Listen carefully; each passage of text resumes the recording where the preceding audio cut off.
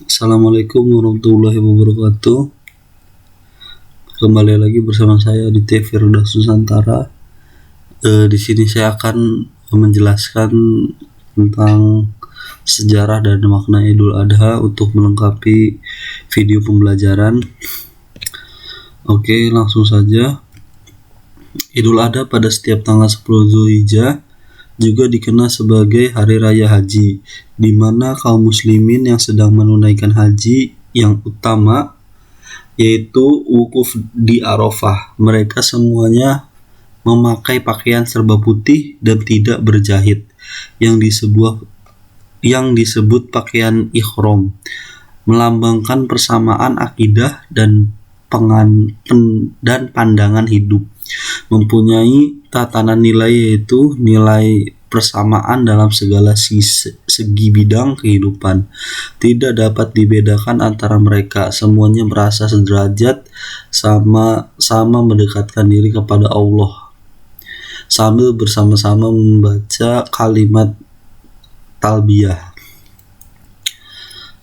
Di samping Idul Adha dinamakan Hari Raya Haji, juga dinamakan Idul Kurban karena pada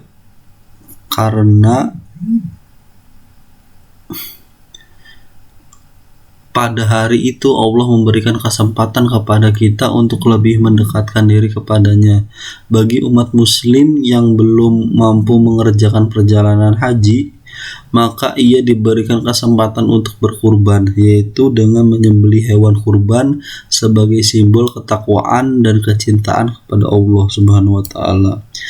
Jika kita menengok sisi historis dari perayaan Idul Adha ini, maka pikiran kita akan teringat kisah teladan Nabi Ibrahim, yaitu ketika beliau diperintahkan Allah Subhanahu wa taala untuk menempatkan istrinya Hajar bersama Nabi Ismail putranya yang saat itu masih menyusu. Mereka ditempatkan di suatu lembah yang tandus, gersang, tidak tumbuh sebatang pohon pun.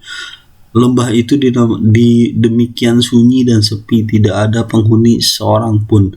Nabi Ibrahim sendiri tidak tahu apa maksud sebenarnya dari wahyu Allah yang menyuruh menempatkan istri dan putranya yang masih bayi itu ditempatkan di suatu tempat paling asing di sebelah utara, kurang lebih 1.600 km dari negara sendiri, Palestina.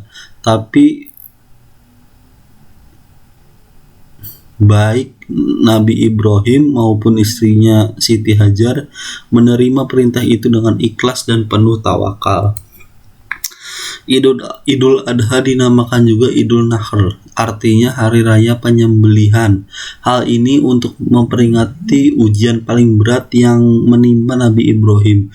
Akibat dari kesabaran dan ketabahan Ibrahim dalam menghadapi berbagai ujian dan cobaan, Allah memberikan sebuah anugerah, sebuah kehormatan, Khalilullah, artinya kekasih Allah.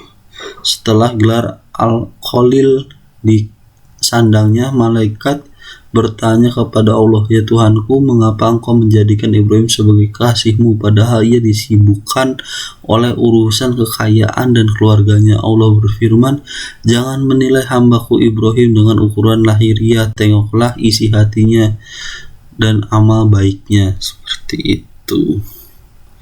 Ibnu Katsir dalam tafsir Al-Qur'anul Azim mengemukakan bahwa pernyataan Nabi Ibrahim yang akan mengorbankan anaknya jika dikehendaki oleh Allah itulah yang kemudian dijadikan bahan ujian, yaitu Allah menguji iman dan takwa Nabi Ibrahim melalui mimpinya yang hak agar ia mengorbankan putranya yang kala itu masih berusia 7 tahun, anak yang elok, rupawan, sehat,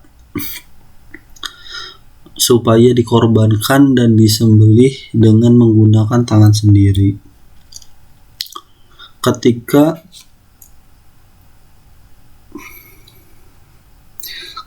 keduanya siap untuk melaksanakan perintah Allah, datanglah setan sambil berkata, "Ibrahim, kamu orang tua macam apa?" Kata orang nanti. "Anak saja disembelih, apa?" Kata orang nanti. Apa tidak malu?" Tega sekali, anak satu-satunya disembelih. Coba lihat anaknya lincah seperti itu, anaknya pintar lagi, anak dipandang, anaknya patuh seperti itu kok dipotong. Tidak punya lagi. Nanti setelah itu tidak punya lagi yang seperti itu, belum tentu nanti ada lagi seperti itu. Nabi Ibrahim sudah mempunyai tekad. Ia mengambil batu lalu mengucapkan Bismillahirrahmanirrahim, Allahu Akbar. Batu itu dilempar. Akhirnya seluruh jamaah haji sekarang mengikuti apa yang dulu dilakukan oleh Nabi Ibrahim ini di dalam mengusir setan dan melempar batu sambil mengatakan Bismillahirrahmanirrahim, Allahu Akbar.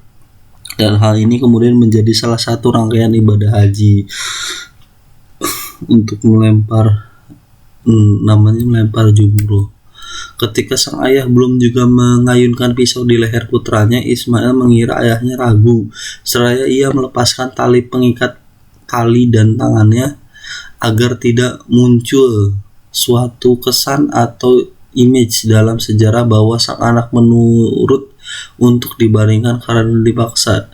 Ia meminta ayahnya mengayunkan pisau sambil berpaling supaya tidak melihat wajahnya. Nabi Ibrahim memantapkan niatnya. Nabi Ismail pasrah bulat-bulat seperti ayahnya yang telah tawakal. Sedetik setelah pisau nyaris digerakkan, tiba-tiba Allah berseru dengan firman-Nya, menyuruh menghentikan perbuatannya, tidak usah diteruskan pengorbanan tersebut. Anaknya Allah telah meridhoi kedua ayah dan anaknya.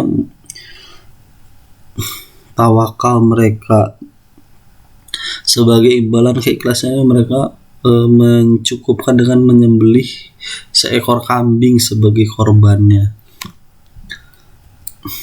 Menyaksikan tragedi penyembelihan yang tidak ada bandingannya dalam sejarah umat manusia itu, malaikat Jibril kagum seraya terlontar darinya suatu ungkapan Allahu Akbar, Allahu Akbar, Allahu Akbar. Nabi Ibrahim menjawab la ilaha illallah, Allahu Akbar, yang kemudian disambung oleh Nabi Ismail, Allahu Akbar walillahilham, Allahu Akbar walillahil hamdu.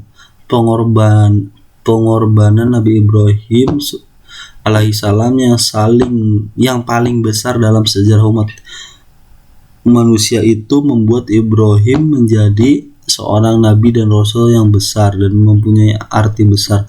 Peristiwa yang dialami Ibrahim bersama Nabi Ismail di atas bagi kita dimaknai sebagai pesan simbolik agama. Peristiwa yang dialami Nabi Ibrahim bersama Nabi Ismail di atas bagi kita harusnya dimaknai sebagai pesan simbolik agama yang mengandung pembelajaran paling tidak pada 3 hal. Yang pertama ketakwaan, yang kedua hubungan antar manusia, dan yang ketiga peningkatan kualitas diri.